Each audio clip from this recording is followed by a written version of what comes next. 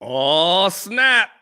You guys know what today is. It is hump day, but not without that annoying camel or anything like that. But you know what today is. It definitely means if it's Wednesday, it is time for your Drunk Uncle Sports Podcast. And I am your host, your Drunk Uncle, Anwar Richardson. Congrats to everyone who's getting in here already early. I think Rodolfo beat everyone to the punch today. Darwin, who we talked about on Monday, has the amazing name is here. So yeah, man, I'm glad to be here.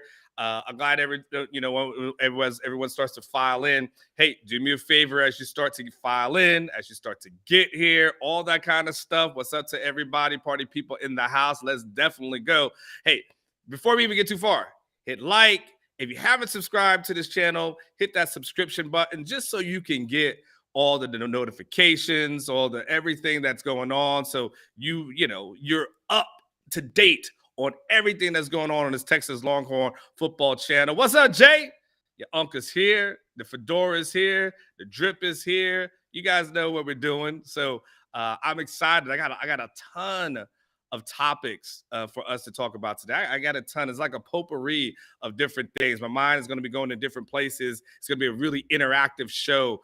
So I'm excited for us to talk about a lot of this stuff, the Texas football stuff. I will cover just about everything as we kind of start getting into it. I want to do something real quick though.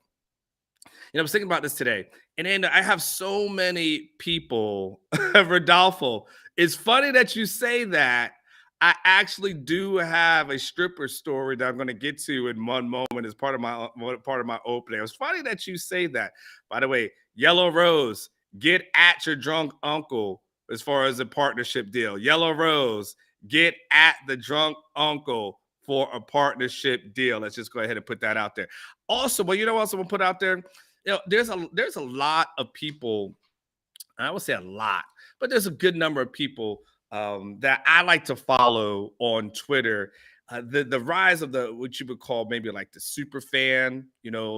Back then, we would watch like the sports games, and you would have like the person at a Yankees game or Cowboys, and these became the super fans. And like nowadays, a lot of these super fans are on Twitter.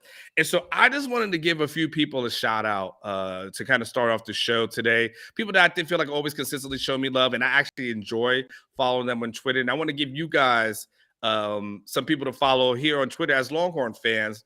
If you don't follow them right now, I think you guys would go ahead and enjoy them. Okay. So first and foremost, there's probably like maybe about 5 people I'm going to mention. Yes, Unc is here, baby. Hope everyone's got a drink in their cup, as you know your Unc does. One first person I want to mention, good follow on Twitter. David Allen is a fun follow. If you enjoy watching someone troll opposing fan bases, sit back, grab your popcorn, and watch David Allen. He's kind of like I enjoy it. I don't do it as much. I do when I get to England for it, but he does a lot. So follow him at doc_Texas, DOC_Texas. He's a really good follow. Another fun follow for me is my main man Kermit Wade is a really good follow. Again, just fun. He's got a little sarcastic, dry humor to him. So if you like some like sarcastic, dry humor, but he's always on top of stuff, Kermit Wade's a good follow. He is, I'm not lying, I had to look this up. He is Hookem69. Come on, Kermit. Really? Kermit can't be married. There's no way Kermit's married. There's no way, because if he's married, his wife doesn't allow that to happen, right? There's zero ways Kermit's wife would allow him to get out there in them social media streets with Hookem69. So, hey, ladies, if you're looking for someone that's probably single, Kermit is probably that man there. A couple of other people really fun. Kayla Mills is a good follow. She likes to troll as well. K Millie 33, Rocky Osborne. I think they also do their own podcast as well. But Rocky is also really fun. She's Rocky Knows Best. She's a good one. And I apologize, Rocky. I know you guys were doing a podcast at one time. And Hannah. It's Ha Fro 09, HAFRO 09. If you want to see someone get under Billy Lucci's skin like nobody can, Hannah is the person for the job. Like, you want to see, if you guys just enjoy watching Billy's what do you call it, feathers getting rustled. Is it rustled? Fluffled? I don't even know. No. The bothered. Hannah is the person for you. So I just, you guys always show me love, and you guys always support the show, and I really appreciate that. And I just kind of wanted to start off the show kind of showing love for some people who support me. And so, Ruffle, thank you, K Drag, because I was a little bit thrown off with it. I wasn't okay, let me drink and get my senses about me. Feel a bit better. You guys, all right. He talked about it's funny, he said something about strip clubs earlier. So when I went to Atlanta, I got to, by the way, that reminds me, I have to have my uncle come on this show because I connected with him in Atlanta. If you think I'm a trip, my uncle's a whole damn vacation. Like, I'm coming soon will be my uncle on the show. He is wild. He is wild. Unc said stuff to me when I was in Atlanta. Unc was like, hey, nephew, you want some herb? I was like, herb? What year is this, Unc? Herb? Do I want herb? Like, I don't even, he rolled the smallest, tightest joint, I guess, that I've ever seen rolled. It was crazy. And then my unc is Jay, I'll get to that in a second. And then my unc was Jay, just remind me, I'll get back to you. I'll answer that. Then my unc said something to me, and the ladies, please just know my unc's old school. This is why I'm going to have him on the show at some point. Take no offense to that. He's just an old school fella. And so I was like, yeah, so what's going on the streets? What kind of, who you dating, this and that. And he's like, nah, I don't really date like that. I just kind of chill, watch the game, this and that. But he's like, I got some skeezers that'll run through, but that's about it. I was like, skeezers? Skeezers, Unc? Wow. Okay. So yeah, but so my cousins, I'm going to tell this real quick, and I'm going to get into some Texas stuff. My cousins took me in Atlanta, took me to a strip club. They did not take me to Magic City. I haven't been to a strip club in years. Took me to a strip club called Cheetahs, right? And they had good food. But this is how I know that I'm old. I realize how I'm old, because there was no parts of me that wanted to spend any money. Your unc was there. I was eating food. I really was focusing on the steak and of course the scenery, but the whole make it rain. Man, I got kids. I got AAU basketball. I got kid I got some that's getting braces. I got like lots of little kids' bills. You know what I'm saying? We got back to school coming on. And so with the older you get and you realize how long it takes for you to earn it and how quickly you giving it away in one of them strip clubs. Nah. Do I want to dance? Nope. Not you're going to finance it? Now, if you're going to finance it, maybe I'll do a dance. But outside of that, nah, I'm good. So I did go, but I was so old and so cheap that the Anwar of 20 years ago, who would have willingly given away his paycheck, this Anwar, I was like, man, I'd rather just take what money I have, go to the Steiner Ranch Steakhouse on Cougar Night and hope for the best. That's what this unc would do. But that other stuff, go down to the Domain on a Sunday, check out the brunch at the park and everything. But nah. The other stuff, definitely not going to do. So anyway, I just want to get some of the fun stuff, the housekeeping stuff out of the way. Jay, you asked me a question before we go too far. Tell us why we aren't doing player interviews anymore. It's real simple. I just cannot, and I want to be, when I say you, Jay, I don't mean you specifically. It's a general you, so please don't take anything that I'm trying to say that as an attack. I've learned this as a man who's been in multiple marriages, that you got to put a couple disclaimers out there just so the people know I'm not coming at you. I'm just talking. So it's not a you thing.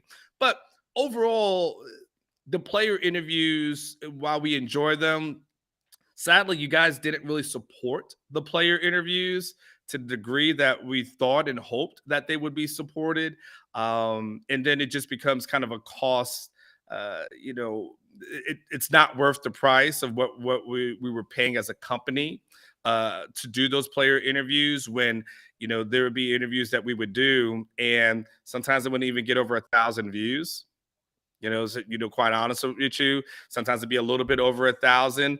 Catch and I would do a video, and I would do a solo video, get 5, 7, 8,000 views.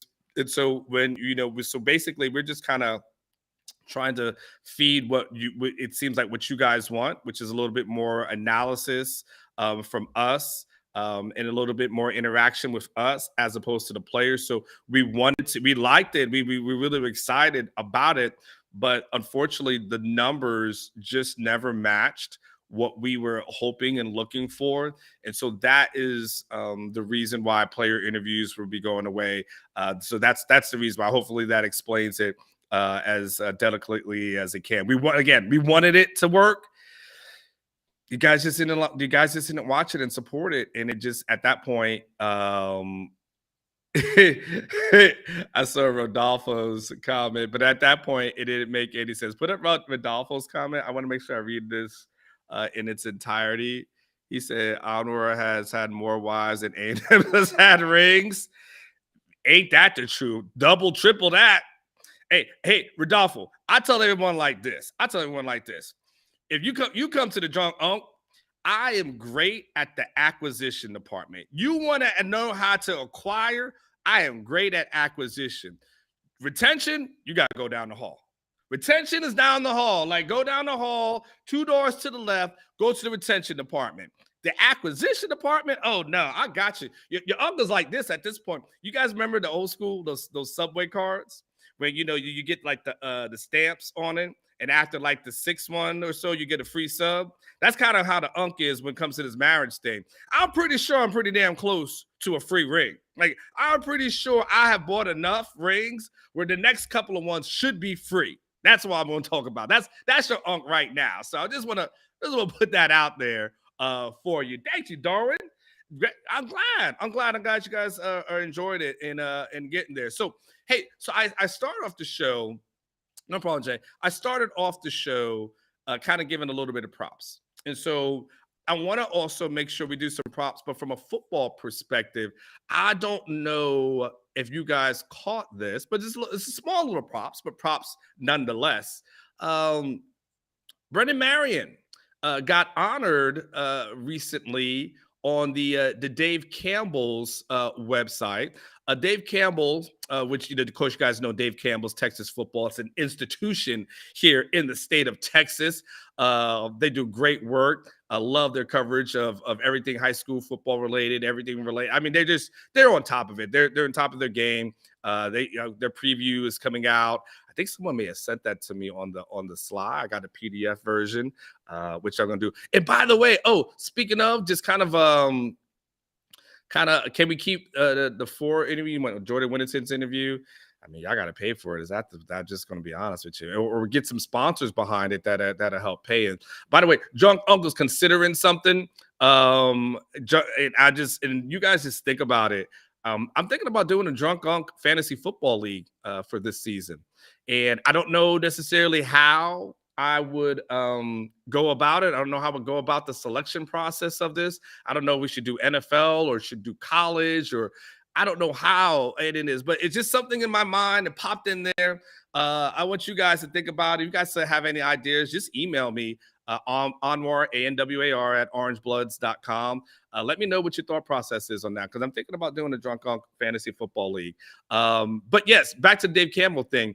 They did a 40 under 40, which is the best young coaches in Texas, that the 40 of them that are under 40, which pretty daunting task, right? And that's, find 40. And so they include high school, people that include Houston defensive coordinator, but they also got Dallas Skyline that's in there, and Lubbock Cooper, and Kilgore, and Perlan. So they go up and down the list, but then they also got the Baylor running back coach that's in there, Incarnate World head coach that's in there. So it was really cool to just kind of, just to see all the different names. And your guy, Brendan Marion, got selected. Now, I mean, they didn't say a lot for Brendan, but it said Brennan, a record-setting college receiver in his own right, was added to the Texas staff a year after coaching the 2021 Biletnikoff winner at Pitt. The end. The end. That's pretty much it. That's all they said. But Brendan Barry got honored, and that's always a good thing for a guy like him. Who I heard him on the that's called the Twitter Spaces thing, and he's talked about. Someone hosted it, and it was late at night. Unc was having a couple of drinks. I don't remember all whose show it was, but oh, damn. I was like, what the hell? Who's interested in sponsoring the channel? Okay, yeah. Anyway, that just threw me off with that. My producer, Blake, who just kind of came out with something randomly. I don't know what the hell that was, but thanks, Blake. I appreciate you trying to look after Unc. You just kind of threw me off what the hell I was just talking about, though. But thank you about that, Luke. Blake will handle all that stuff. Y'all throwing me. Okay, yes, I want sponsors. But yes, no, stop putting up the sponsor stuff, Blake. You throwing me off. Put up the stuff about the comments from the people. I will, yes, sponsor. Contact Blake. Contact myself. That's the way to do it. Stop putting that damn stuff up. Okay. All right, damn it. All right, let me finish up what I'm going to say, and then we're going to put the super chat up. Anyway, Brendan Marion on Twitter Spaces said he has aspirations to be a head coach at some point. So this is a good part of him building his resume, working under Steve Sarkisian, which will definitely help him. Of course, he obviously has, coordinator kind of experience, but working under Sark will help. Getting his name out there will help. We know Brendan knows how to put his name out there. We know Brandon knows how to promote himself. But it's not a bad thing. He's doing a great job so far. We're going to see what those receivers do this season. And of course, training camp is right around the corner. I'll talk about that a little bit later on. Okay, Blake, put up the super chat. I love Blake, by the way. Blake was just telling me beforehand he was in Vegas, and Blake hit big in Vegas. Like, Blake hit big. I'm surprised Blake didn't go. And those card people that have the little women on there, and then you can call.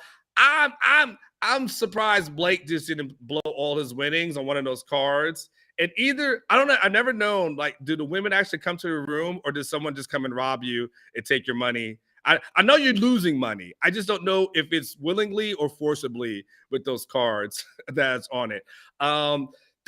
Jay, thank you. Just because you appreciate the work, man. Thank you so much, Jay. I appreciate you. I definitely do. I was thinking about it, just thinking about, your upbringing and where you come from and things to that effect. And you guys showed me so much love that I appreciate it. I've never thought in my wildest dreams growing up, Lakeland, Florida, that something like this would be, achievable. So I definitely appreciate that, Jay, and appreciate you showing the love tonight, man. You're good. Jay, I'm gonna have to put your Twitter handle out there. Jay, you want people to follow you on Twitter? Jay, go ahead and put that thing out there. I'll make sure we get you a few more Twitter followers as well. I know JR officially said look like on the Johnson family vacation. Listen, the why I call it the Drunk Uncle Sport podcast is real like this. There's a lot of uncles in the family. Okay. And I feel like we are all a family. I want this to be your safe haven. I want this to be the place that you guys come to get away from all the BS that you're dealing with all week long. The politics, or who's conservative, or who's liberal, like all that kind of stuff. People arguing over Roe v. Wade, like all that kind of stuff that's going on in your life. Like, I want us all to be able to come together. You know what I'm saying? I want us to all be like this. This is the family on Wednesday night. We are a family tonight. You know what I'm saying? We ain't going to worry about, racism. We're not going to worry about discrimination. We're not going to worry about none of that shit. We're going to be a family here. And so as a part of the family, I'm your uncle. Now, I'm your drunk uncle. Now, what's the thing about your drunk uncle? You go there, you go to the drunk uncle. Your drunk uncle is going to be somewhat funny, going to be somewhat entertaining, right? And at the end of the day, He's going to talk a lot of stuff, but you're going to walk away and you feel like you've learned something from it. Okay. And so that's the reason why this Drunk Uncle is Drunk Uncle Sports podcast. Hey, so listen, everyone in the chat, I want you guys to do something. I want everyone in the chat to get ready for something because I just talked about Brendan Marion. Okay. Before I get into anything else, okay, I'm very curious about something. Nah, Frank, I ain't got it. I ain't got it.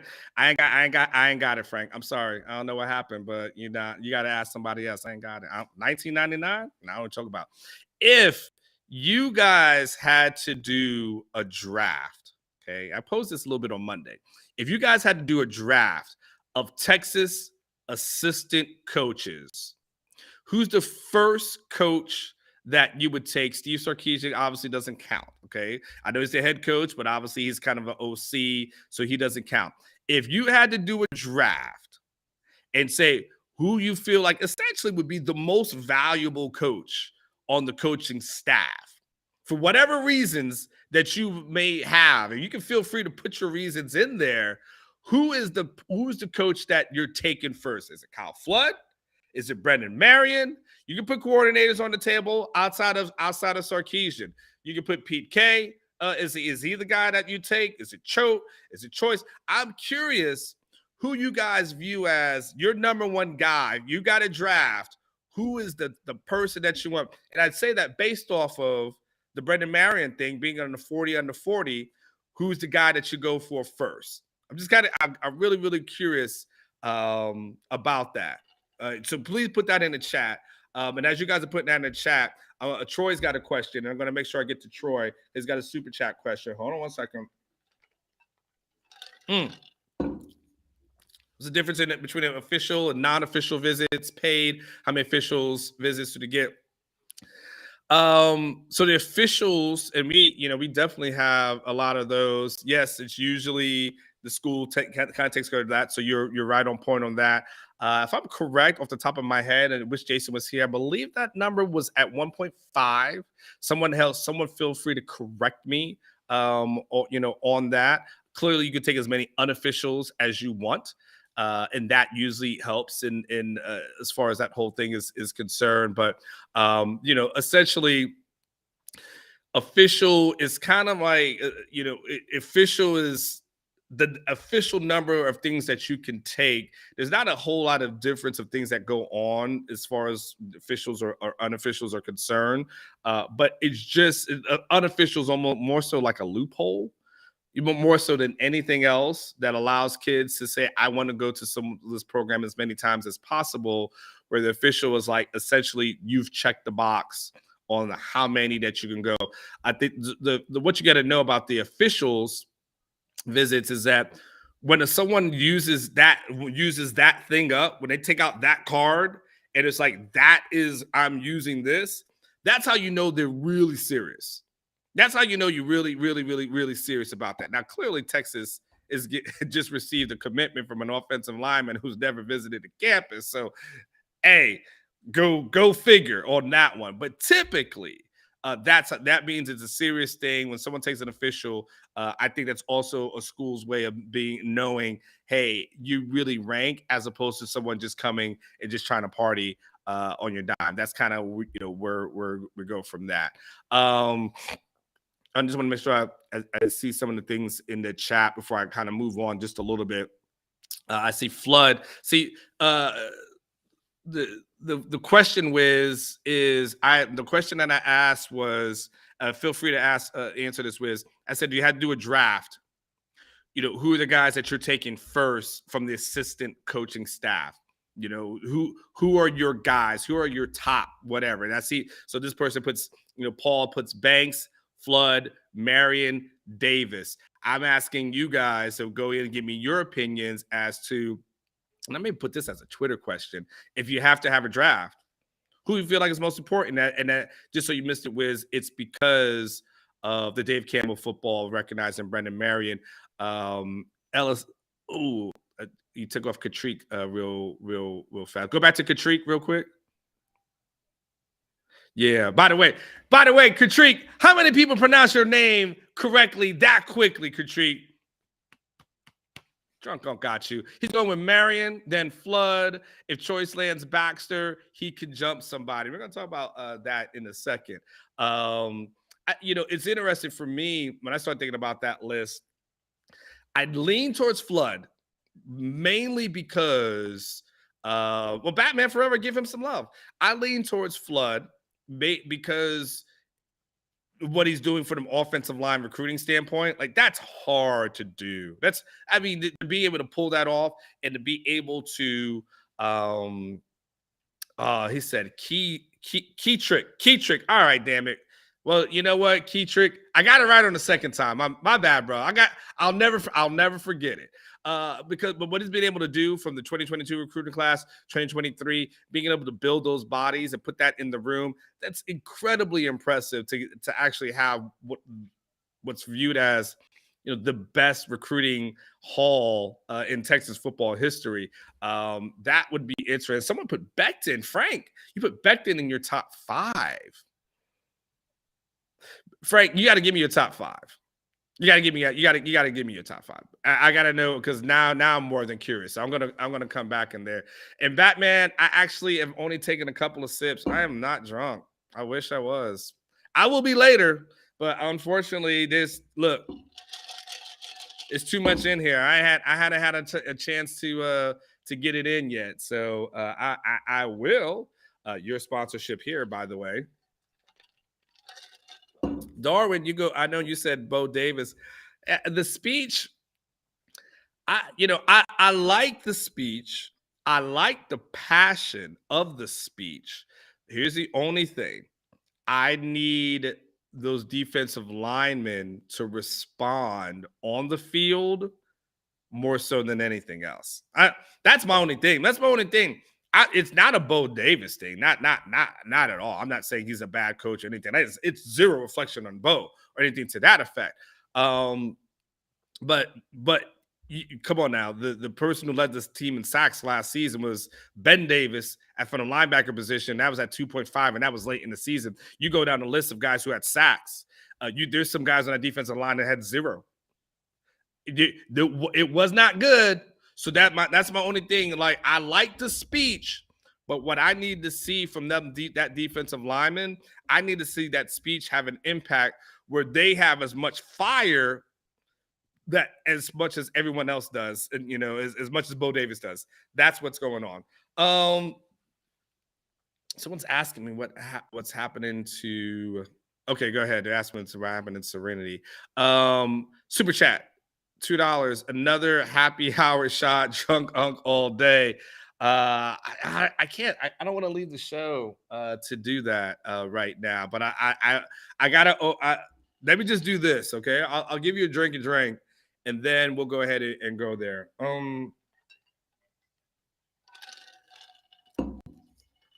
mean, it's Drunk Unc. It's my show, so I guess I can say what needs to be said. Yeah, I mean, without player interviews, it's going to be, I think, just sorting out what's going to happen with Serenity going forward. Might be speaking out. I hope I'm not speaking out of turn, but I'm also actively on my end doing the best I can to make sure if that doesn't happen, that Serenity has a soft landing spot. So look, but if you guys like Serenity, listen, let's put it out there and use the power of Orange Bloods. You guys like her? She's done good work. It's not a result of her or a product of her or lack of effort or anything to that effect. So look, if you guys got a job or job or know somebody or can hook her up. Let's just use the power of our family and help somebody out. So let's just be honest and forthright. I don't like hiding. I don't like lying. I'm too old to lie. I want to die. I want to die empty. Which is, I want to be able to say everything I need to say and then be able to move on. Okay. So we've got that. Someone mentioned Cedric Baxter.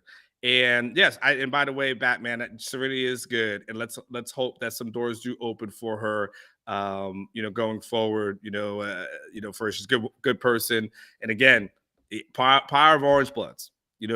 Her body of work is out here. Her resume is out here. She's easy to find. hook a sister up. Hook a sister up. Help us find a soft landing spot. This weekend, actually not this weekend, Thursday is the barbecue. I don't know if everyone knows about this, but it's a big recruiting weekend going on. Keep saying weekend because I'm used to things being on the weekend, and it's not the weekend. Okay, so it's actually going to be Thursday, and there will be a lot of big name visitors that are out there. And Jason Sukumel, will be following around young boys on Thursday. That's right, I said it. Jason Sukumel will be following around young boys on Thursday, like it's a Dateline NBC episode. Okay. He's going to be on campus talking to recruits. I don't know what's wrong with you people. But there's a big weekend that's going to be going on. Fuck, I said it again. I keep saying weekend. Big day that's going on starting on Thursday, which would be the barbecue that's going on.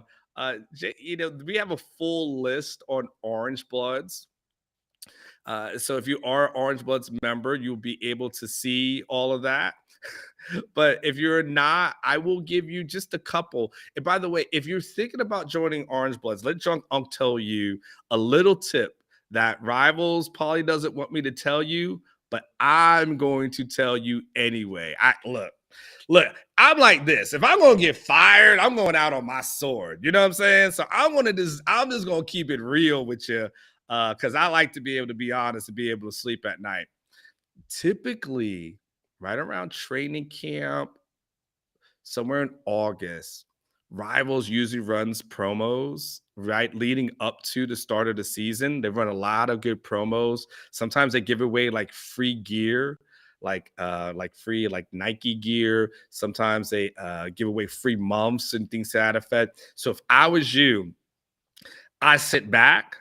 And we hear people say they sign up for Rivals, remember what your drunk uncle said. Just wait a little bit. Just wait a little bit of time. Wait until about like August, mid-August, and wait for the specials that you'll see the special that we'll start promoting, and then sign up, and then you're gonna come up. All right, don't do it now. Just wait. Be patient. Drunk Unc's got you. Then everybody who's ever just wait. Because you're gonna get a lot of inside stuff. You get a lot of good stuff, but you're also gonna get the most active message board that's out there. Our message board is more active than any other message board that's out there. There's no hate or shit, whatever. Like it is about your preferences, right? So look, if you like Inside Texas, I'm not hating on you. If you like 24/7, I'm not hating on you. Find what you like. I don't hate on any of those websites. Everyone there's enough food for everyone to eat. So I don't worry about it. But I'm just telling you, I think you would really guys like Orange Bloods. I really think you would like the community. It's very active. There's a lot of things going. So wait until August. Then you'll know Drunk Uncle gave you that hookup. So, but we have a full list on Orange Bloods of guys who are going to be here. I'll give you a couple of the big name guys that you guys would want to know.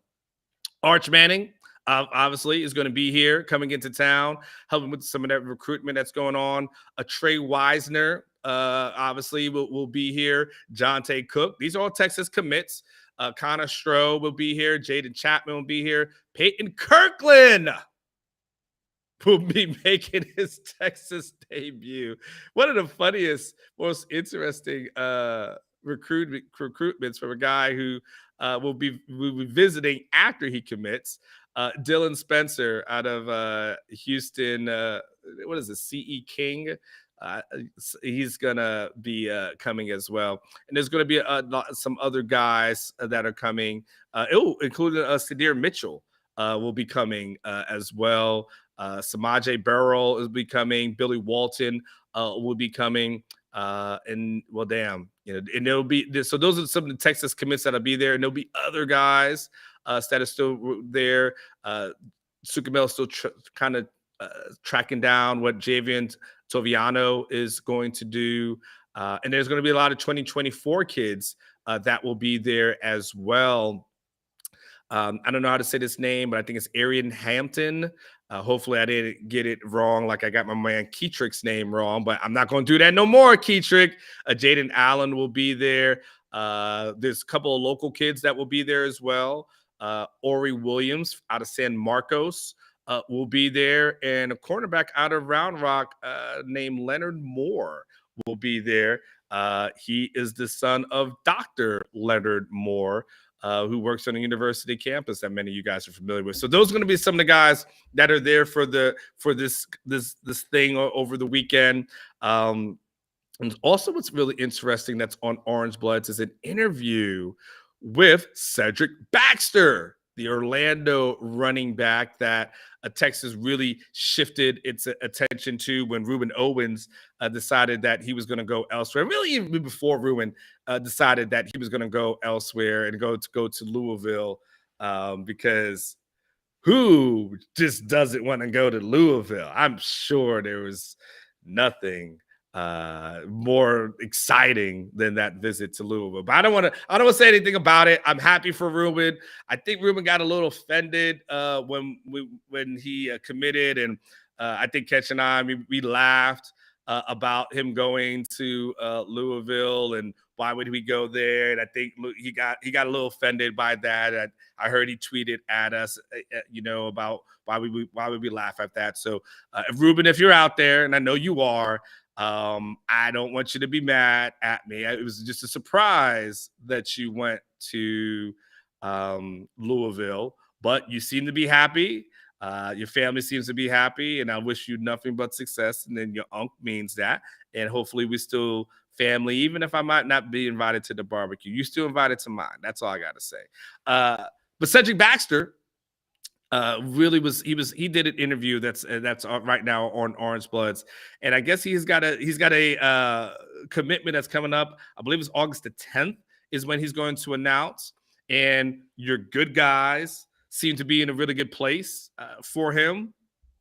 And he talked about the different schools that he was interested in, but the thing that stood out to me about his interview, he started talking about Tashard Choice and started saying about out of anyone that's recruited him, he's got the longest relationship with Tashard Choice, more so than anything else. And of course, he spoke highly of Sarkisian, and everyone speaks highly of Sarkisian. Oh, come on. Okay, you know what? Come on. All right. You know what? For $2, okay. That was cute. You got it. You can take it off. Come on, man. Really? Lane. I mean, Lane finally had a good season. Finally had a good season. So, but fire Sarkisian for the guy who couldn't recruit Arch Manning to go to Ole Miss. Really? He couldn't recruit a guy who had two family members go to Ole Miss. But you fire him for that guy. Okay. That makes a whole lot of sense. I don't know. I did go to public school. So sometimes maybe shit don't add up to me. So maybe I just was slow. You know what I'm saying? Anyway, for $2, it was $2 to make you holler. Not in a strip club anymore, though. Can't do that. I don't even know them $60 go anywhere like they used to. Not anymore. So Cedric Baxter, though, he did talk about his relationships with this Texas coaching staff, and we'll see how this whole thing plays out. I feel like people I've spoken to feel really comfortable about Texas, where they stand, and what may potentially happen. It's recruiting. So you guys always know that stuff is tricky, and let's just keep it a buck in this NIL era where you're supposed to wait until guys get on campus to talk about NIL. Yeah, you just never know what may or may not happen. And I'm not saying I've heard anything. I'm not saying I've heard money is a factor with Baxter. It's exactly the opposite, to be quite honest with you. I'm just saying, like, in this recruiting world, there's so many variables that you can't account for that, God, I love everybody who puts in a future cast. I would never do one of those. To hell with that. You guys ain't coming back and talking crap about me. But yes, he talked about Choice. He talked about Arch. He talked about Texas. He did take an official back to what I asked him before. And if I'm correct, I believe that's one of his only official visits that he has taken. So I know the staff really loves Cedric Baxter. I know they really believe in him, and you gotta, you gotta show me the elite offensive player that says I'm not playing with Arch Manning. Like, show me that guy. And you know what's funny? I'll be honest with you. If I'm an elite offensive player, like a Jonte Cook, Cedric Baxter, right? And when Arch gets here, he's going to get a lot of NIL love, right? Let's just be honest. Like, Arch Manning is not going to have to be out signing autographs. Can we agree to that? Like, Arch Manning will have major deals. Well, I mean, probably not be featured on ESPN because they're hating on him, and I'll get to that in a second. But he'll have major deals. So look, if you are an elite offensive player, don't you want to be the person in the highlights that's catching the passes from Arch Manning? Because you know what that means? Do you know what that means? That my dude said he's still stuck on skeezers. My uncle said skeezers. I ain't gonna lie. I'm not gonna lie. You get NIL from that. You're a running back with Arch. Your NIL stock goes up. If you just think about, oh my gosh, what does it mean to be with this guy, the franchise, not only for me as a player, but for me from an NIL perspective? Hell yeah. It makes all the sense in the world. Show me the elite offensive players that are going to say no. I don't think you're going to have a whole lot of them. So there's that. Okay, here's another thing I want to talk to you guys about. And don't worry, I see there's some Sooner trash that's in the house, but it's okay. Thank you. Welcome to the Drunk Uncle Sports Podcast. We take lovers and haters. We don't discriminate at all. Lovers pay the bills, but haters pay the bills as well. So to all the Sooner fans that are out there lurking, commenting, good luck.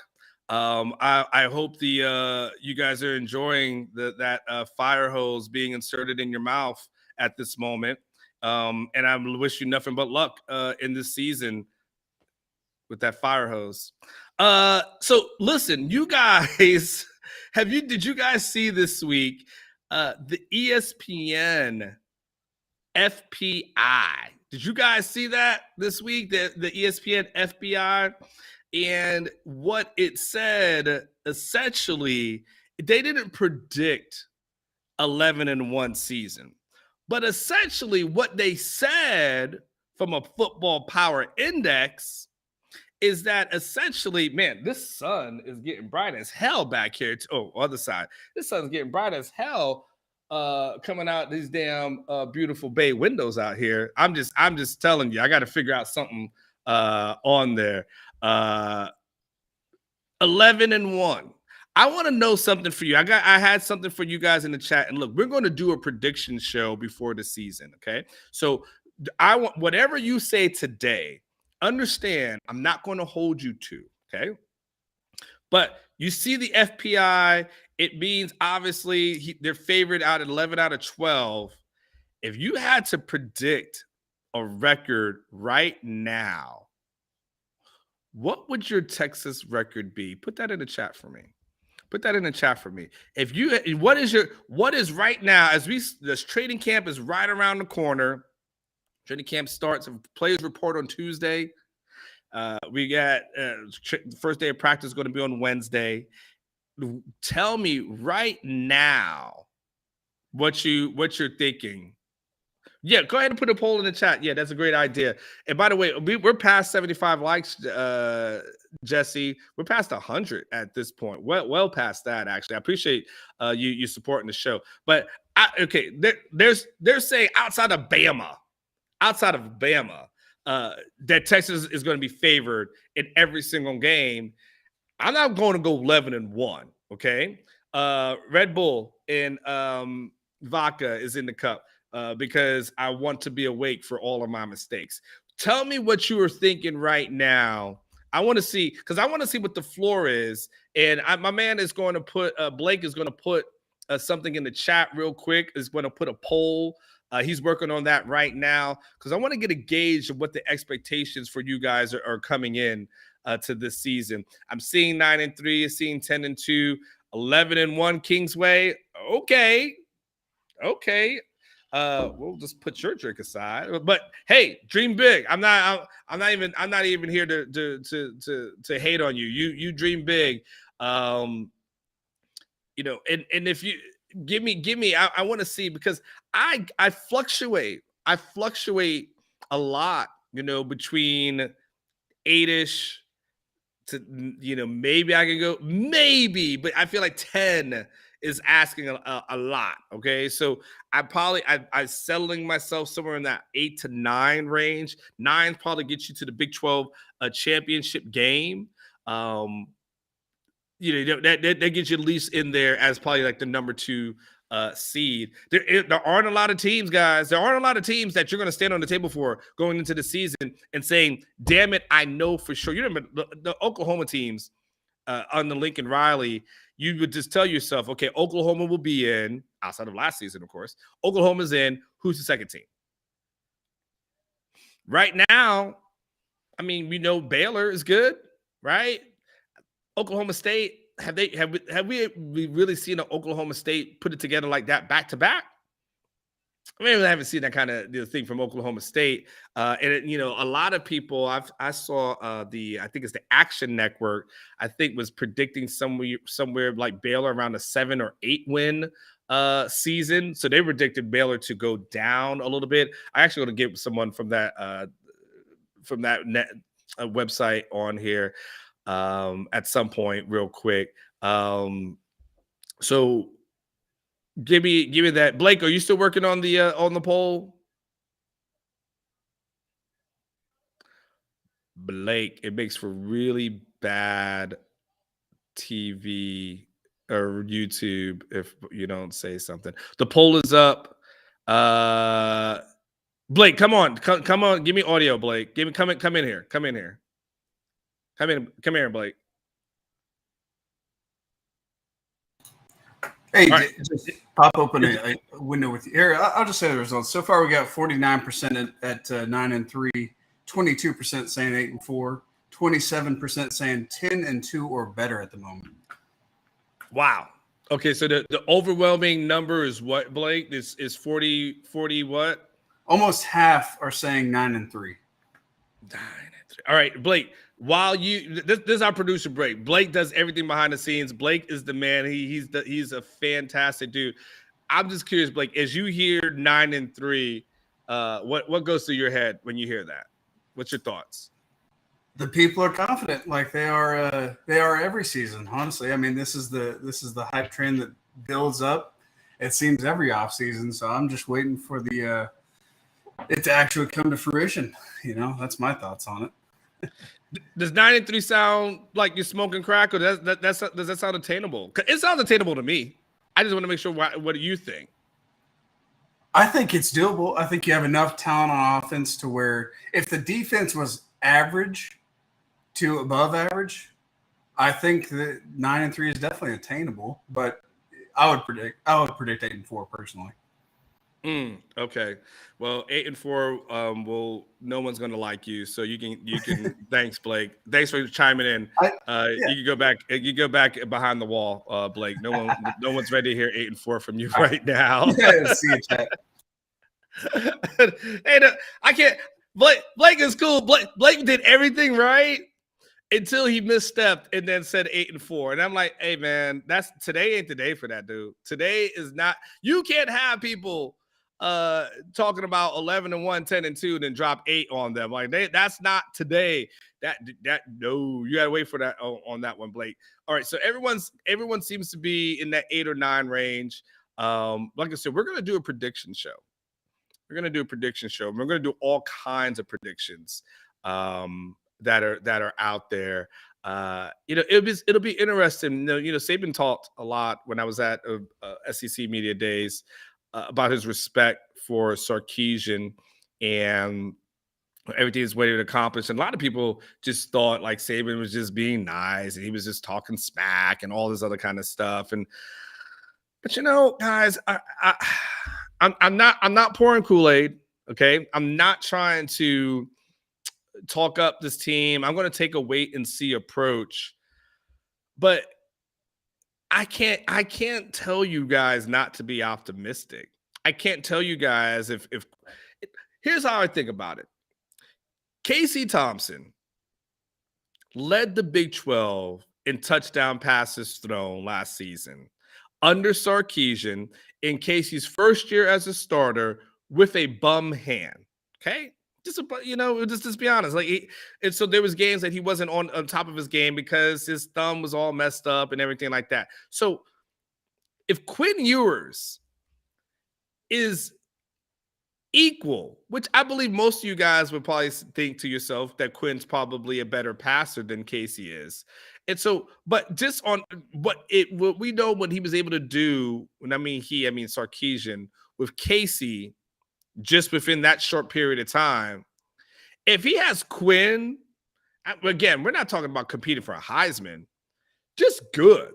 If he's in that 30 plus touchdown passing range and being able to do a lot of things and stays healthy all year long, I can't tell you that having a Quinn Ewers under Steve Sarkisian with a Bijan Robinson and Roshan Johnson, Xavier Worthy, Isaiah Nayor, Jatavian Sanders, Jaleel Billingsley, offensive line that if Kelvin Banks comes in and DJ Campbell can come in and contribute right away, and then you got a defense that is getting fixed under Gary Patterson, with obviously Pete K, being at the helm of that one, and maybe DeMarvion, stepping up and really reaching his full potential, which we know DeMarvion at his full potential is easily a day 2 pick. I'm sure DeMarvion would feel like he's day 1. It's hard. You can talk yourself into it, moving those cornerbacks to safety, right? I mean, you can talk yourself into, again, I'm not talking about competing for a natty, but we're just talking about getting out of the Big 12. When you also look and say to yourself, there's no one else in this conference that you're going to stand on the table for. And also you have to have the belief that Steve Sarkisian is still a pretty good coach that's going to be able to get it done. Everybody I have spoken to says Stark is a good coach. I mean, I know guys who work with him in Oakland when he was out there that said he's a good coach. Nobody says Steve Sarkisian is a bad coach. So knowing his history and knowing what his potential is and knowing what the talent level that he has here outside of Alabama, I get why that FBI says, hey, outside of Bama, they've got a chance to pretty much win every other game in the season. So if you knock 2 of those out there, just learning pains. I mean, first of all, we should say there's no reason that Texas shouldn't start the season 2-1. Texas doesn't leave the state of Texas, I think, until sometime in October is when they actually leave the state. So yeah, why not? Blake, do me a favor, put Frank Cruz's question up there for me.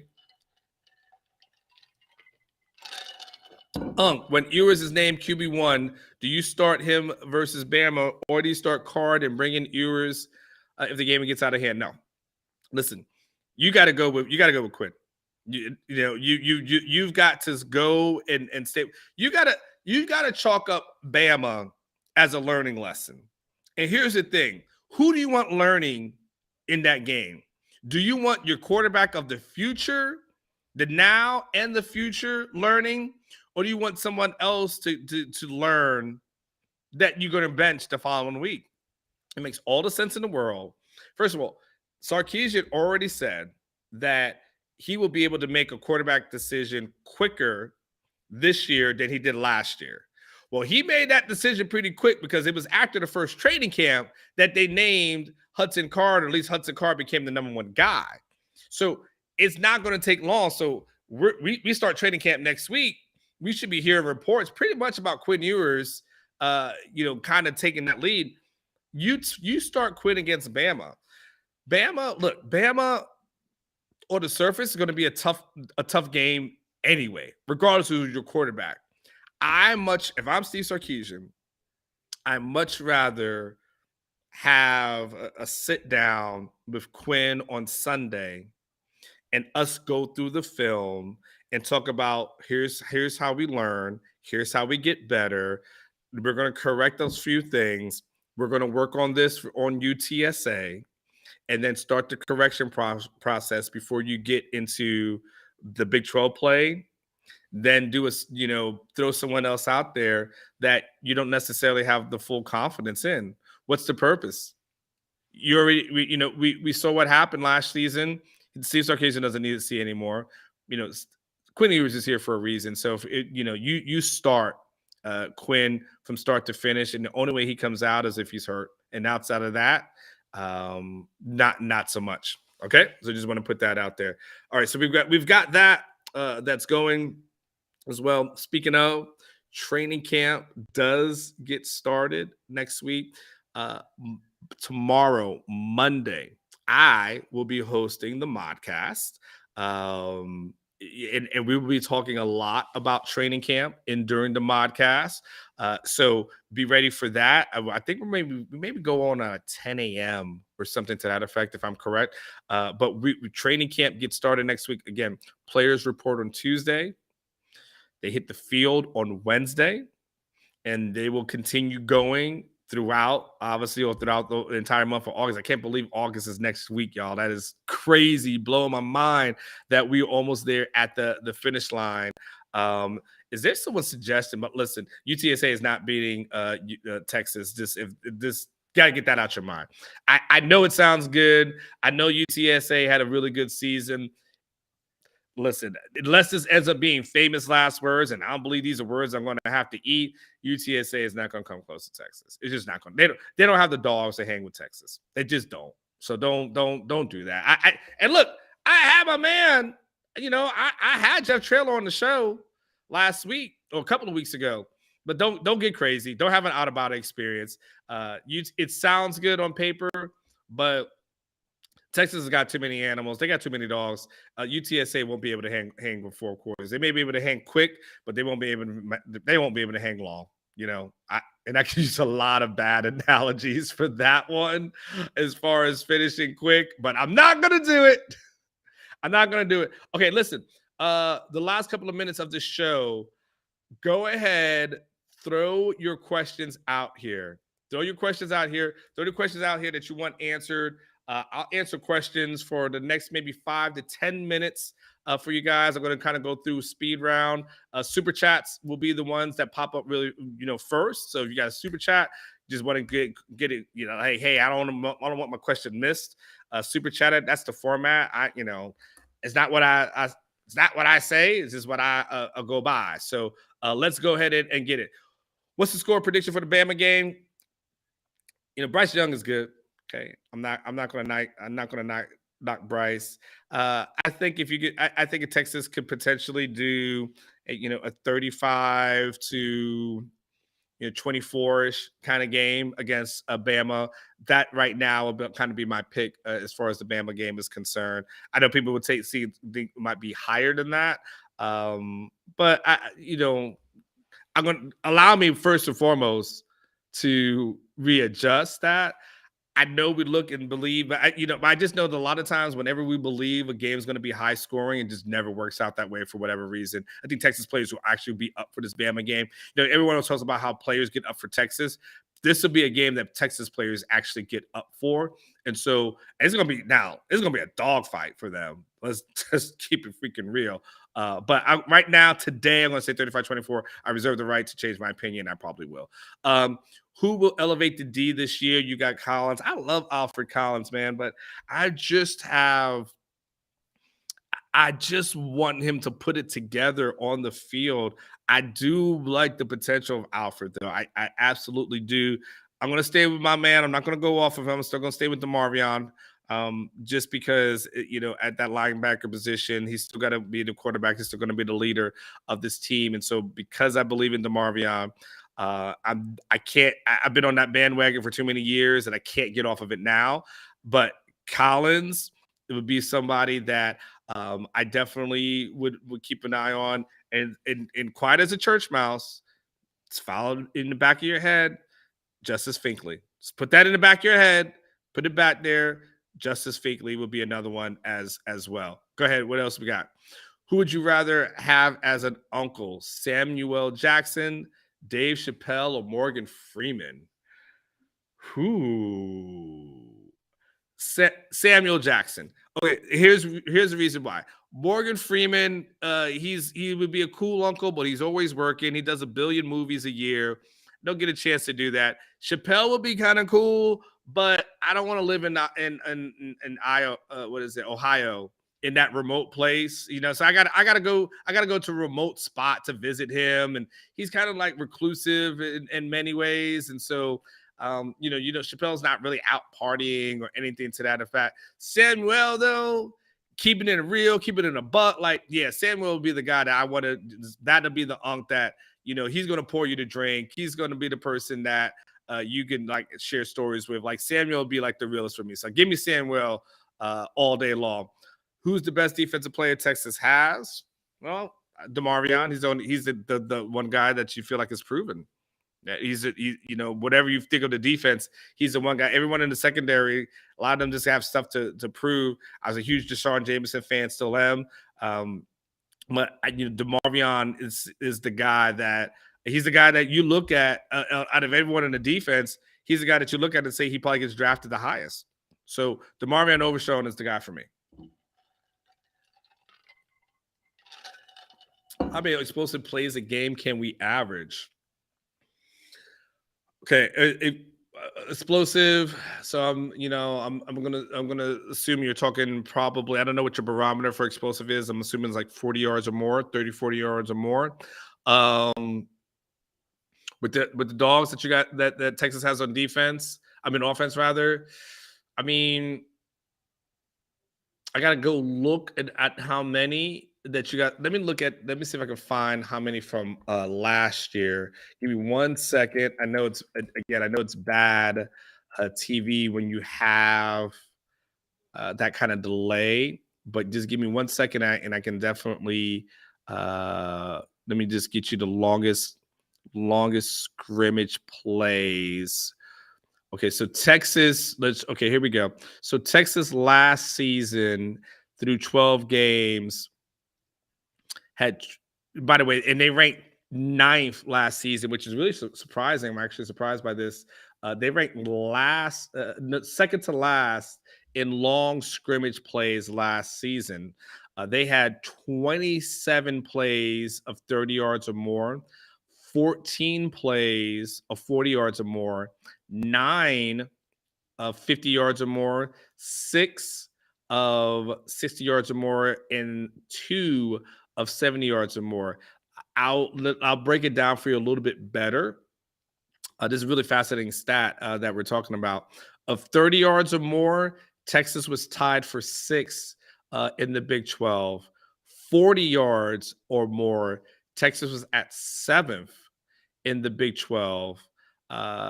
50 yards or more, Texas was ranked 5th. Wow. 60 yards or more, Texas was tied for 1st with 6. 70 yards. We're talking like a lot at that point. Tied for 5th with 2. And no plays 80 yards or more, and only 3 teams had plays of 80 yards or more: Iowa State, K-State, and West Virginia. So if we just go back to where we started from, or where Texas was ranked, I think there's a potential for at least 5 a game. 4 to 5 a game, I believe, is where you probably be at, which would be a hell of an increase. There's just too many dogs on this team for me to believe that. And I'm going to put like a 30, 40 yard range. I'll say about 4 a game is what I would say. What else you got, Blake? Who wins in a bare knuckle fight, catch or looch? At the risk of my paycheck, Billy. I saw Billy at SEC Media Days. Billy is in great shape, man. Billy has been working out. Billy looks good. He looks healthy. It's not to say Catch doesn't, but Billy looks like he's been working out frequently over the last, couple of years. Like he looks like he's in good shape. And so because I know he's ready to go. He's ready for war. Billy's ready. Billy's in. He's all those. Never mind. I don't want to talk about it. All those years of partying with Johnny Manziel. Billy ain't partying with Johnny anymore. So Billy's in great shape now, man. Billy looks good. Billy looks good. I had to say it anyway. I don't give a damn. Mr. John Kong. Got to keep it real. And Billy. Billy, I love you. I'm just playing with you. Recruiting class prediction. I mean, it's top 5 for me. We'll see what it ends up being. Right now, I'd say probably I'm going to go with 3 at the moment. I reserve the right to change it. But I believe there's other big fish that the Texas is going to get in this class that will put it up. Where is Blake? Where is Texas ranked right now? Do you know? If you don't know, that's fine. I'll look it up. Bad. Yeah, Texas is 3 right now. Notre Dame is number 1. Ohio State is so Notre Dame and Ohio State is tied for number 1. Texas is number 3. I would say so. Right now, I'm going 3 at this moment. I think top 3. I said top 5. I'm gonna rephrase. I'm gonna say top 3 is where it's gonna be for on my end. Let's do a couple of more. Leading receiver. Oh, Worthy. I like Nayor, but if you tell me that Worthy is explosive. Look, go back to that OU game, what he's able to do. Worthy is explosive. Nayor is very good. I'm not saying he doesn't have that explosive ability, but Xavier, the thing about Xavier, and this is where you're a Texas fan, you have to have some hope about this season. Think about all the times last year where you saw Xavier wide open and he got missed on throws, overthrown, right? Just everything. Think about all the times where he got so much separation. If Quinn Ewers could be the person that delivers that ball to him on time, he's easily at that 1,600 yard mark easily. And so I got to go with Xavier because he's just too good. He's just too explosive. That's my guy. How many freshmen O-line will start at the beginning of the year? My belief and number on that is 2. I definitely think Banks will be in there. DJ is another person that you may have to see going on, but I want to say 2. Maybe I should go back to 1, but I'm still 2 is going to be the number that I lean on. Let's do a couple more. Who's sort of QB if the game is tomorrow? Quinn Ewers of course would be the starting QB. Hudson Card, there's nothing against Hudson Card. Hudson Card is here to get his degree. There's nothing wrong with that. I mean, he's going to get a degree from McCombs. That will help him for the rest of his life. So I'm not going to knock the man for getting a college degree. But it's clear that where the tides have shifted, most people out, sometimes you got to read tea leaves.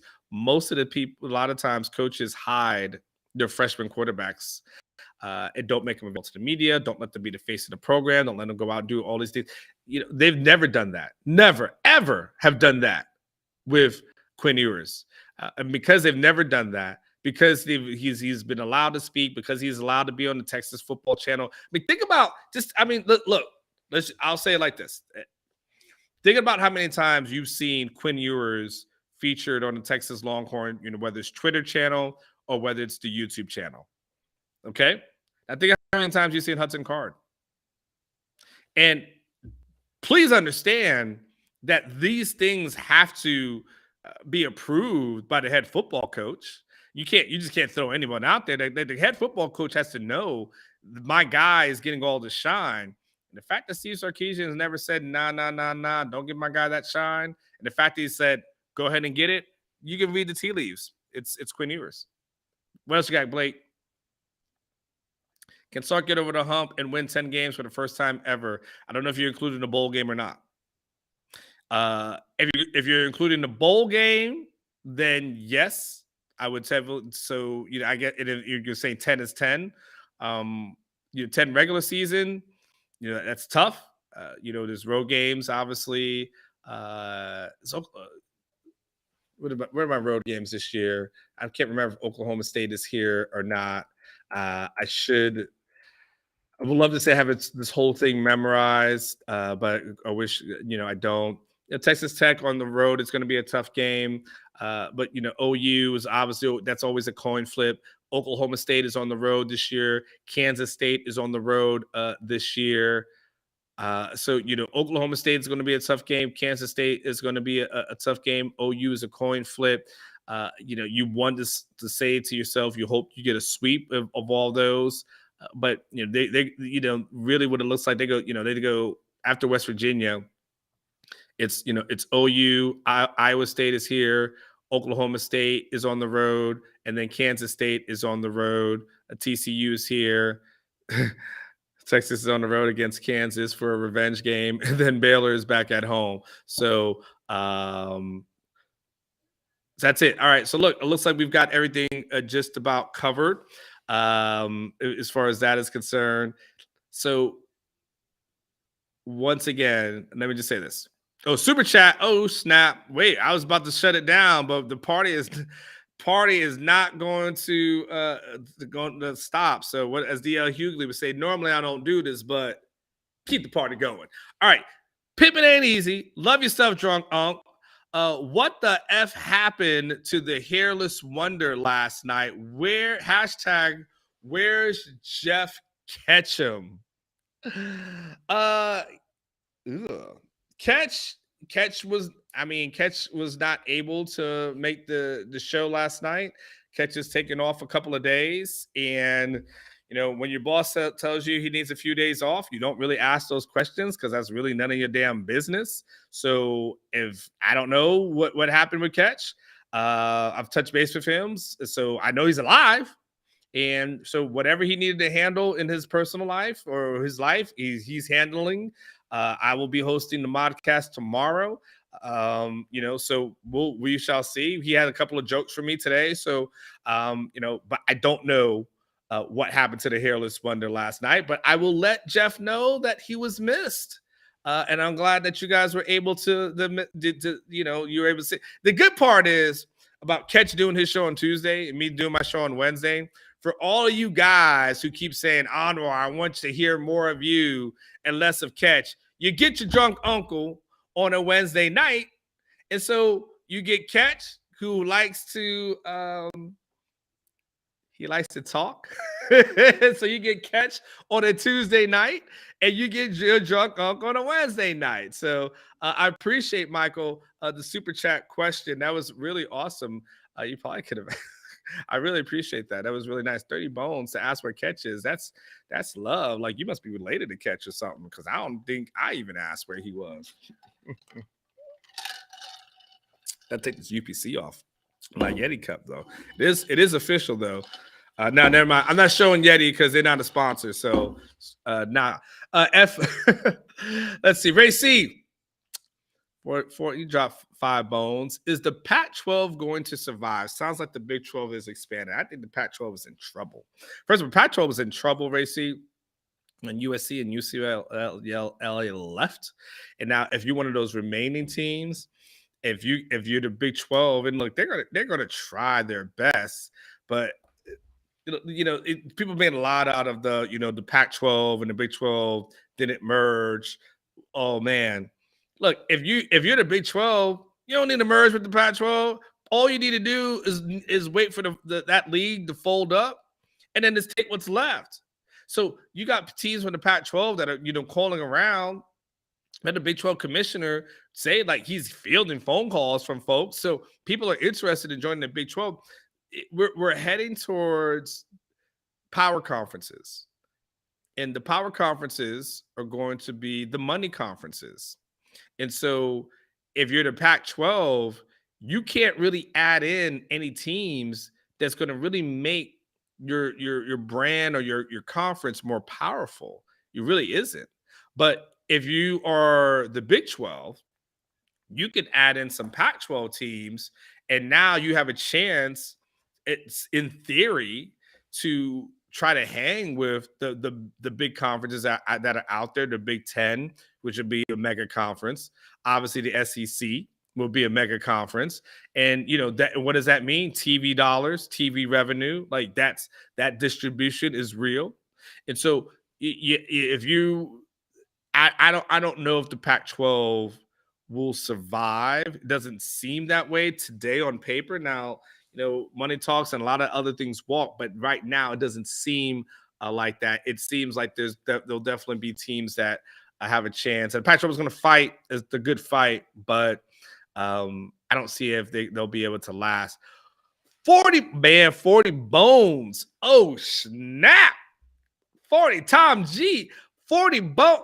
Man, Blake, well, you know what we got to do? We've got to do something when someone drops some money like that in the, we got to get like a banner, or something's got to fall, or I got to get some of the girls from like the Yellow Rose that start like twerking behind me or something. Like, we got to figure out something special, Tom G. What y'all send me some ideas. Y'all send me some ideas this next week, and we'll get something in order for the big. Yeah, we gotta do something special to recognize the people who pay for super chats, by the way.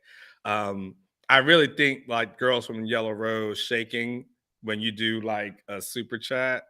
What if we did, Blake? What if we had the women from the Yellow Rose, anytime someone dropped money in the super chat, that they shook for, and we just gave them the money? Like, I think that would work, right? Yeah, do we need to propose that to the Yellow Rose? They sponsor the podcast. They get all the shout outs. I guess Blake, you and I may need to go. Maybe so. Maybe you and I need to do. Blake, we have to take one from the team, and we got to do what it does. We got to do to help out this podcast. So I don't see why not. Begrudgingly, but I'll do it anyway. What's up, Anwar? Love the pimpin' question. Had a discussion about the most skilled all-around running back in Texas history on OB this week. Who is your pick and why? Okay, Tom G, you need to tell me what your pick was, because I feel like this is a setup question. I feel like you're asking me something to maybe justify, whatever position that you had. But I mean, the question really becomes: okay? Let me think about it. First and foremost, my gut, I start with, and there may be a generational bias to this. I start with Ricky. Okay, that's who I start with as far as talent is concerned. Ricky sets he set a rushing record when he was here, an NCAA rushing record. So Ricky is kind of where you start with. And then I feel like somewhere at number 2 and 3, we've got to have a conversation between maybe, Cedric Benson and Earl Campbell, as far as which one do you go with. I'm not, again, that's probably your preferences as far as that is concerned. It's hard. It's hard to argue against a guy like Cedric Benson, who rushes for, I think 1,000 yards in every season that he's here. And again, we're talking like modern era kind of player. And then I feel like there's Earl after that. But I really feel like I start with Ricky. I feel like I go with Cedric. I feel like I go with Earl. And then somewhere after that, it's probably like, a Jamal Charles that's in there in my top 5. But hey, Anwar, I got a question for you. Where would you What kind of season would it take for Bijan Robinson to get on that list? It's a fascinating question because what's interesting about that question is we saw Deontay Foreman rush for 2,000 yards in a season, and we don't put him in our top 5. I'm not quite sure how many people put him in their top 10. Maybe Deontay is top 10. Maybe he's like at the ladder, maybe at 9 or 10, something to that effect. If you want Bijan in your top, there's 2 things I feel like needs to happen for that to occur. Okay, so it's a twofold answer. I think you got to have Bijan at about 1,500 rushing yards, probably somewhere in the 400 receiving yard category. But I also believe it's got to happen on a winning team. So, and I don't just mean winning team. I mean like probably a conference championship team. I think if you can able to pull that off, then I think we'll start talking about Bijan in that category as far as like top 5 is concerned. Because we're not going to look at right now. You're not going to look at his numbers and say to yourself, "Oh my God, Bijan has just killed it." It's not to say he doesn't have, hasn't had a great career, but if we look at what Bijan's numbers are, we're looking at 700 rushing yards and 4 touchdowns at 2020. We're looking at 1,127 rushing yards and 26 I'm sorry, that is so ridiculous. 11 touchdowns last season, 1,100. So we're talking about 1,800 yards so far and 15 touchdowns for Bijan. So that's why I'm saying, like, in order to get Bijan there, I'm figuring you got to have 1,500 rushing yards. Definitely more in the touchdown thing, but this has got to be a team that's in the Big 12 championship.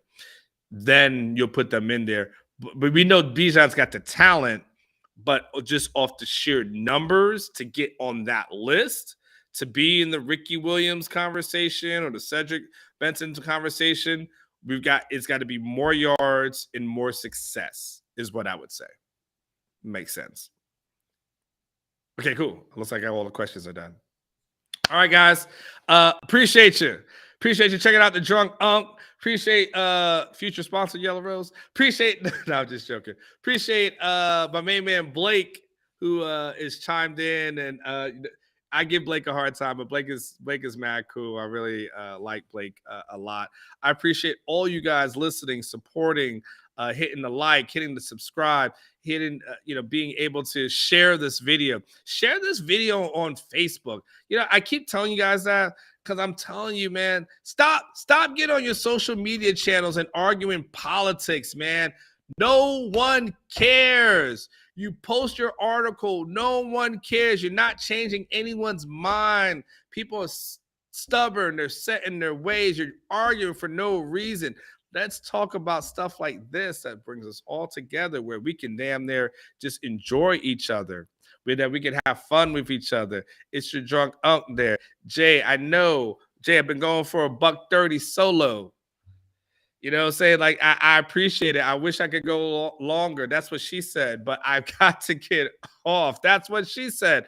And I got a kid to feed. I got other things to do. So listen, tomorrow morning, I believe it's going to be around 10 o'clock. We are, Frank's out going to the corral. Frank, it's probably where my peoples are at. Tomorrow morning, we'll do the modcast. I'll be hosting that. There'll be no Fedora in the modcast. That's only a Wednesday night thing. But make sure you guys check that out. We'll have tons of great content. I don't know if we got anything planned for the weekend or not, but if so, we'll definitely have a good show tomorrow. We'll splice that one up. Next week we'll have Catch an Eye for Overreaction Monday, Tuesday when players report. And so we should have not only Sarkeesian's potentially speaking next Tuesday, we should also maybe have some assistants and coordinators speaking on next Tuesday. So maybe able to have some sort of reaction off of what was said on Tuesday. Wednesday should be the first day of practice. Hopefully, we get to have some media access to that. I'm talking to you, John Bianco. Media access next Wednesday, John Bianco. I am your conscience. You should let the media come in and watch practice. And then, of course, Kesha hopefully be back next Tuesday. I'll be back next Wednesday. Until then, man, I really, really appreciate, again, the love, support. Hit like, subscribe, share this video. Stop arguing about other stuff that doesn't matter. Your Texas Longhorn football season is right around the corner, guys. And I'm hyped. You're hyped. I'm excited to see what happens. Time for me to put another drink in my cup. It's time for you to go put another drink in your cup. And until next week, you guys take care of each other. Love on each other. Have fun. Your drunk uncle. I love you.